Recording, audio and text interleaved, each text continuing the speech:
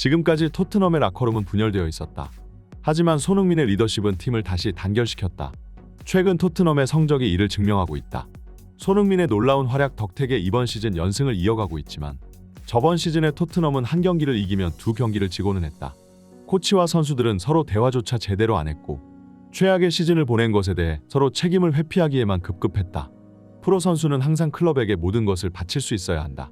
그러나 안토니오 콘테 체제의 토트넘은 팬들의 신뢰를 배신했다. 아무리 좋은 선수가 있다 해도 결국 축구는 팀게임이다. 월드 클래스가 있다 한들 팀과 융화되지 않으면 성적을 내기 어려운 법이다. 저번 시즌 해리 케인은 엄청난 활약상을 펼치며 리그 최우수 공격수들 중 한 명이었지만 그럼에도 불구하고 토트넘의 최종 순위는 8위였다. 그러나 클럽 최고의 선수가 빠진 지금의 토트넘은 그 시절보다 더욱 강하다. 손흥민은 케인보다 더 위대한 선수이다. 그가 주장을 맡고 난 뒤 토트넘은 180도 달라졌다. 현재 선수단은 포스테코글루 감독과 캡틴 손흥민을 전적으로 신뢰하고 있다. 비로소 모든 상황이 완벽하게 돌아가고 있다는 느낌을 받는다. 손흥민의 지휘 아래 이번 시즌 토트넘은 다시 한번 비상할 것이다. 아직도 손흥민의 해트트릭 장면은 영국 전역에서 큰 화제가 되고 있습니다. 기록도 기록이지만 손흥민이 기록한 세 골이 모두 다른 타입의 골이라는 것이 놀라운 건데요.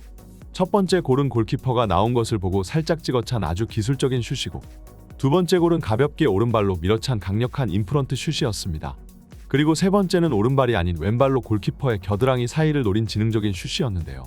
이날 손흥민도 물론이거니와 메디슨, 페드로 포로 같은 선수들도 최고의 활약을 펼쳤고 사실 선수 몇몇을 콕 집어 말하기에는 최근 토트넘의 모든 선수들의 컨디션은 시계 12시를 향해 있다고 볼 수 있습니다. 그리고 이런 경기력의 바탕에는 물론 포스테코글루 감독이 뛰어난 전술력도 있지만 팀이 끈끈하게 뭉쳐 그 어떤 때보다 강한 결집력을 보여주고 있기 때문이기도 한데요. 토트넘의 주장과 부주장이었던 요리스와 케인은 팀을 이끌 인물로는 적합하지 않다는 의견들이 많았습니다. 요리스는 경기가 안 풀리면 제분에 못 이겨 팀원에게 짜증을 내고는 했고 해리 케인은 구단 최고 레전드로서 강렬한 존재감을 보여줘야 할 필요가 있지만 케인은 너무나도 소극적인 성격으로 주장직을 맡을 인물로는 걸맞지 않았습니다.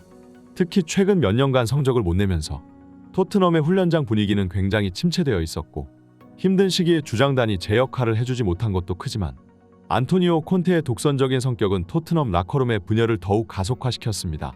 콘테는 자신의 전술 실패로 경기에서 패배했음에도 공개적인 자리에서 토트넘의 선수들을 저격하는 발언까지 서슴지 않았는데요. 게다가 콘테의 훈련과 선수 기용 방식은 너무나도 구시대적이라 선수의 체력을 배려하지 않고 정신론만 강조했기 때문에 저번 시즌 토트넘의 선수단은 그 어떤 시즌보다 지친 모습을 보여줬습니다. 특히 손흥민은 1년 내내 부상을 안아가며 경기에 뛰었고 이 상태에서 거의 모든 경기를 선발 풀타임 출전하다 보니 결국은 경기력에 영향이 가기 시작했는데요.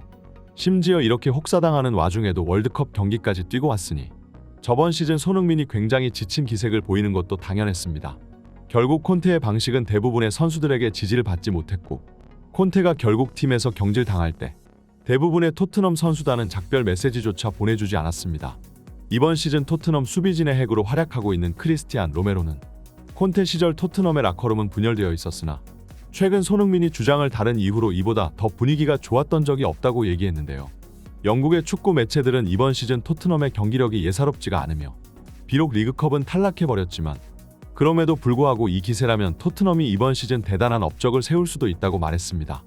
다들 달라진 토트넘의 경기력에 긴가민가하고 있었지만 결국 손흥민의 해트트릭이 이 모든 여론을 조용히 만들었다. 누가 뭐래도 지금의 토트넘은 현재 프리미어리그에서 세 손가락 안에 드는 강팀이다. 사실 맨시티 정도를 제외하면 토트넘보다 좋은 경기를 펼치는 팀은 없다.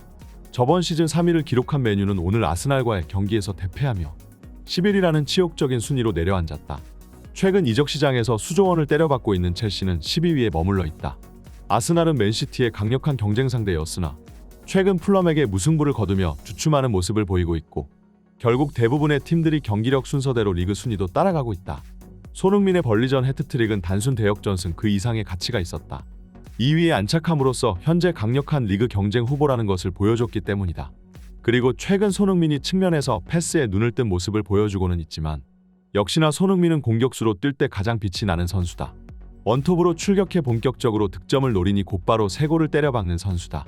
측면과 중앙 양쪽 모두에서 월드클래스 활약을 보이는 손흥민이라는 존재는 토트넘에게 있어서 엄청난 보물이다. 이제 토트넘은 더 이상 해리 케인이 생각나지 않는다. 현재 토트넘의 선수단 구성은 최고로 완벽하기 때문이다. 나는 이번 시즌 토트넘이 사고를 치고야 말 것 같다. 1위를 굳건히 지키고 있는 맨시티도 토트넘의 추격이 신경 쓰일 것이다. 토트넘은 이 흐름을 지키기 위해 이적 시장 마지막까지 선수 영입에 열을 올렸다. 그리고 노팅엄 포레스트 최고의 공격수인 브레넌 존슨을 5천만 파운드에 데려왔다.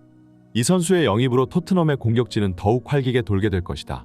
또한 존슨은 측면과 중앙이 모두 가능한 선수이기 때문에 손흥민이 휴식차 경기에 빠졌을 때 그 자리를 대신 메꿔줄 수도 있는 자원이다.